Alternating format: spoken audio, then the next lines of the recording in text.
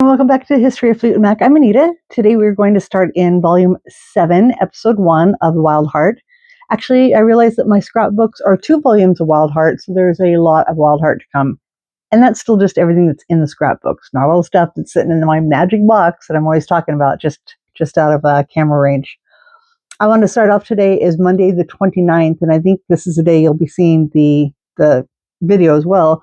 And a couple things. It's coffee day, so, grab your coffee, because I love coffee. Huh?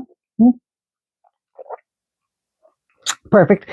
And watch some Stevie stuff with me. And the other thing I was going to bring up is that Stevie will be kicking off her tour Wednesday here in Portland. I'm anticipating being there. I really have no money and no good reason to be there, but I still have every intention of being there somehow, come hell or high water. So stay tuned for that, because I'll, no matter what, I'll have a story of something, whether I go and don't make it inside or I go make it inside and have a ton of pictures and stuff. I always have something to tell afterwards. So without further ado, we're going to get right into Wild Heart. Do not seemingly have a long box like I would start my chapters, like I told you in the past. But what I do have is this really great full page ad for the Wild Heart. And this looks like it's something out of Billboard or something.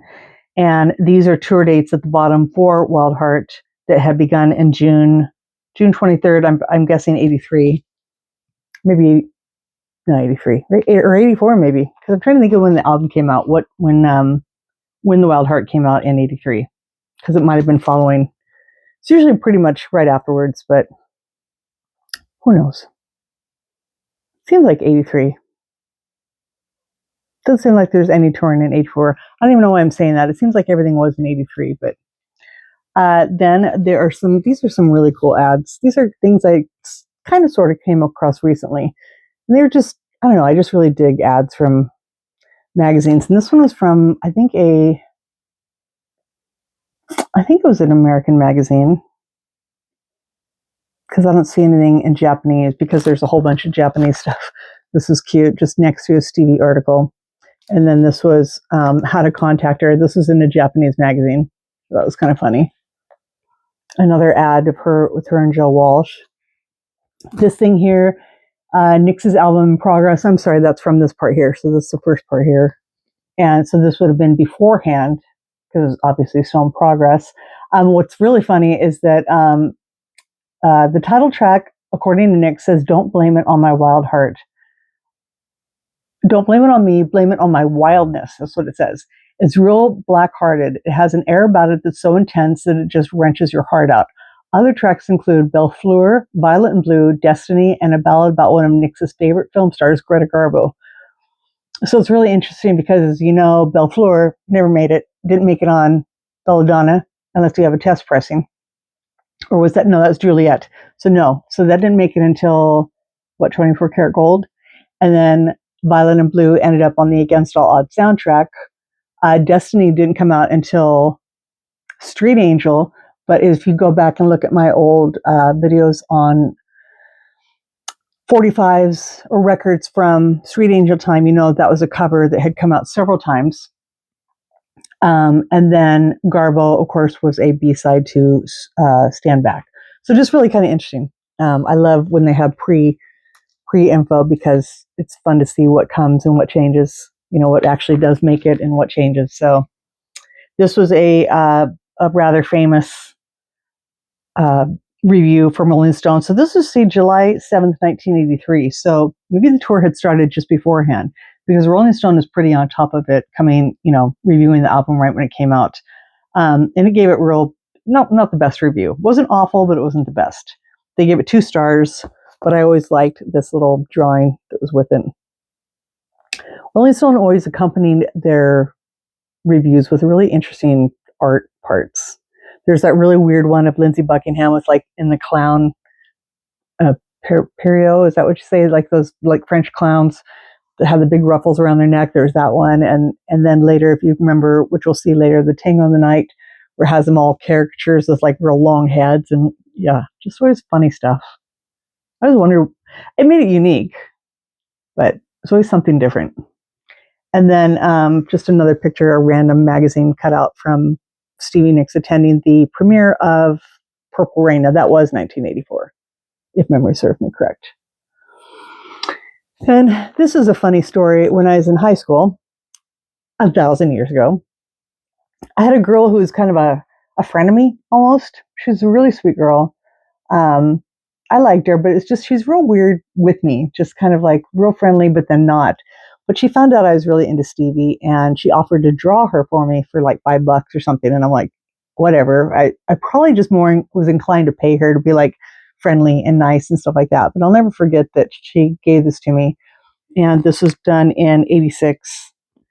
And I always kind of wondered if it was traced, because I just didn't really believe in really good artists back then. But it's a really pretty, you can see it's just real wrinkled and stuff because I've had it since 1986, but it was something that I've always really enjoyed. And what picture is this? I have it later. Oh, this one right here, which is going to be on the next page because it's about the same size. So I always kind of thought maybe she had traced it, but I don't think so now. But at the time I was like, did I give you $5 to like fake it for me? But even if she had traced it, there's still really good detail. There's good shading and stuff like that. So that I've had forever. That's kind of a cool piece. And these are just little blurbs, kind of a rare photo out of Rolling Stone, just even though it's a little clipping. We'll get into this more. I have a lot of photos from this. This is the Rock and Run with Tony Basil and Jane Wiedlin, bunch of performers, and Stevie was there with Mick Fleetwood. Another review of Wild Heart, and then just a random clipping I put in from, it came from 1982, but even though it's an old photo, it was a more 80s, closer to Wild Heart time. So there's that one. And then again, to compare that picture to, we have the real photo. See how it's almost the same exact size and everything? It's $5, and who gives a rat's ass, but it's just still really cool. These are all, now this one I know I've had, like this is probably what I gave her to. It's funny because there's even a little mark, almost exactly where the mark on the, I think that's kind of funny, huh? It's something I just noticed. But I've had this definitely since high school. I know this is an original thing I've had out of a magazine. There was like, gosh, how many magazines were there? There was like Circus and Faces, I want to say, Modern Rock. I'm trying to think of some of the ones that Stevie was almost always in the 80s. There's a couple. This one was Rock Picks. I don't think this is an original. I think this is something I acquired over time, but this one I definitely had. And it's in pretty good shape.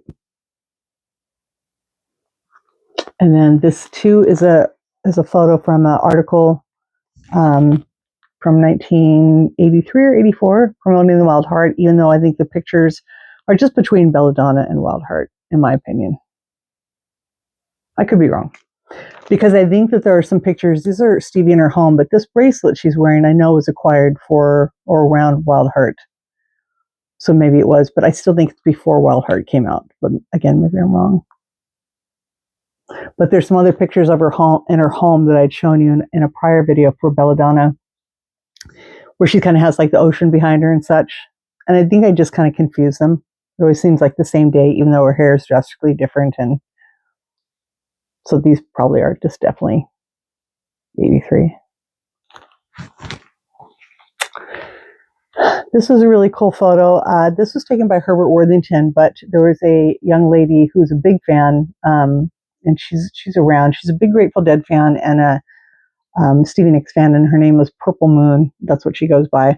And I remember buying this from her at a Stevie event some years ago. And I believe that she's always had the original negative.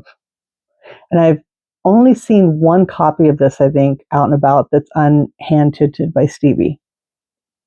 The prominent one that's, in circulation, such like this, is the one that is hand tinted. And then we have some articles about Stevie. Sanctuary fundraiser satisfies eager crowd. This was Stevie, Don Henley, Stevie Ray Vaughan, Jackson Browne, Stevie Nicks, and Bonnie Raitt. So was this the This wasn't the no nukes that I'd shown in the last one. This is a different, it doesn't say what the name of it is. Just Sanctuary, I guess. Sanctuary fundraiser. Yeah. This photo as well, I'm not too sure when this is, so it's just kind of stuck in there. I think it's Wild Heart. You see Waddy there as well. I don't even have a date on this one, which is highly unusual. It must have come to me like that. Oh, I did write down that this says Rob Cohn, Cohn, I think, Purple Moon. But it's, I think that's her husband or boyfriend or something like that. So this, I think, goes with that same, with this article here. Performers who are going to be there. And again,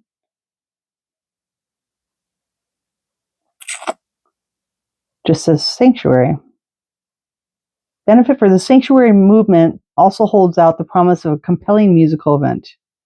Stevie Nicks, Stevie Ray Vaughan, all the same people. So then this picture again, I kind of also had this pegged with Between Wild Heart and Rock a Little. But I have it here. And that's where it's going to stay. This was gifted from somebody. This is a copy. They're really nice. Really pretty photos, Stevie. I would love to see more from this session.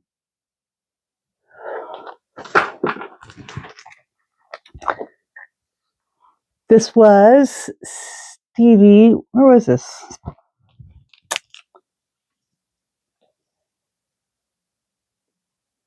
Stevie Nicks in Beverly Hills. I forget what the event was. I don't think this was the Purple Rain. And of course, I don't have it here. There were a lot of pictures from this time. And this was Stevie Nicks. You know, she still had this black thing. You know, she wore that black ribbon around her neck when Robin passed away during Mirage. And her hair is still pretty flat. So again, I think this could be just before Wild Heart, but definitely after the Mirage tour had ended. That's just me. Because I want to say in some of these, one of these photos, she's with Kim. Oh, she's definitely with Mick here.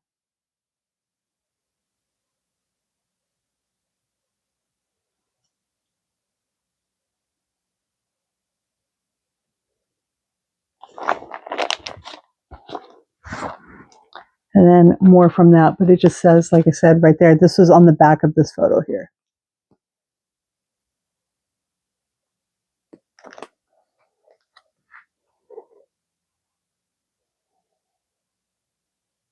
It's really cute close-up of her. Then I think, yeah, this wraps those pictures up here.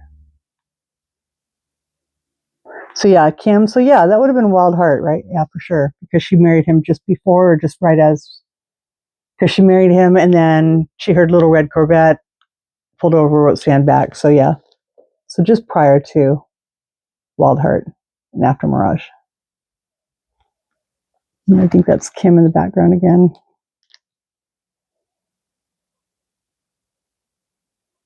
Then Irene.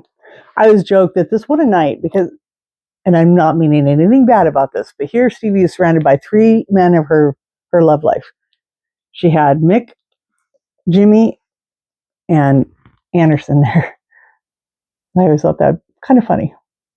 Hope they all got along. Surrounded by love.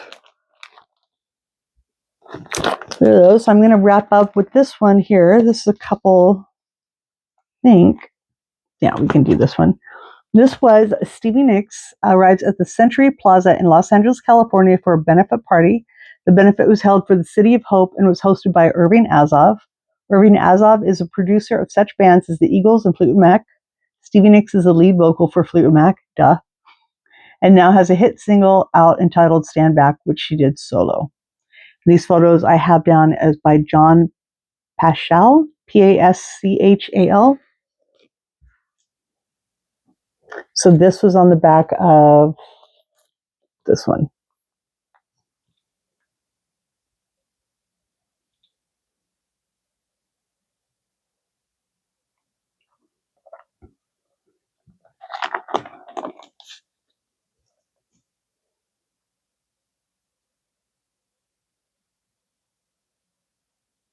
This was a really cool find. Not one that's circulating very much. And that gentleman is, what did they say? Larry Salters? I'm not sure. I actually never looked him up to see who he is.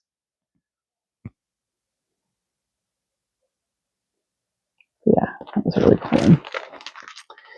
And then this, kind of like that other drawing I had, this is something I traced. I used to carry my, I found the Wild Heart Tour book at Tower Records in like 83, 84, and carried it around with me like the Bible, because I was just infatuated with all the pictures therein.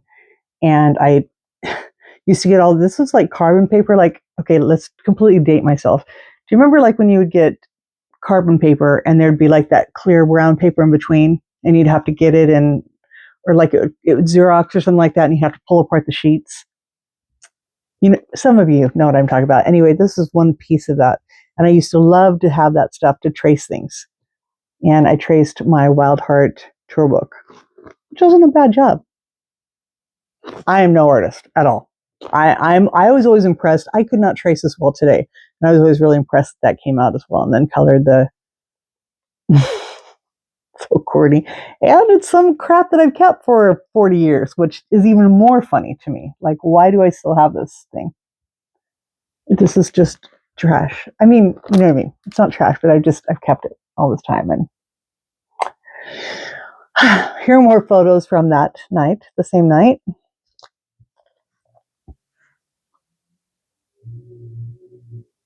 Just a nice little selection of 4x6s, and some are a little bit smaller, 3x5 that I've had for ages. This one I know I've had for a long time. Yeah, just all over the place. So that is going to end this video. So again, we're on volume 7, episode 1. I have plenty more Wild Heart to come. And like I said, in Wild Heart is in 2 binders. So it'll be volume 7 and 8, but I'll mix it up and figure it out and stuff like that. But again, hope you enjoyed, had a little cup of coffee, enjoyed the beginning of Wild Heart. And I'm actually, as of tonight, it will be one video over as many subscribers that I have. I think I'm at 157 subscribers and 157 videos, and this will be 158. Everybody who continues to come back every night, or at all, I don't care at all. I am so grateful, and you know, things just still keep happening. I've had a lot of stuff happen this last week, and this is still just a time where I can stop, enjoy this, sit down, talk to people, talk about my favorite subject, and it brings me so much joy. And I just can't thank everybody enough who continues to come and gives me nice comments and says nice things. So thank you so much. I hope you enjoyed this, and we'll see you really soon for episode 2 of volume 7. You everybody have a great night. Bye.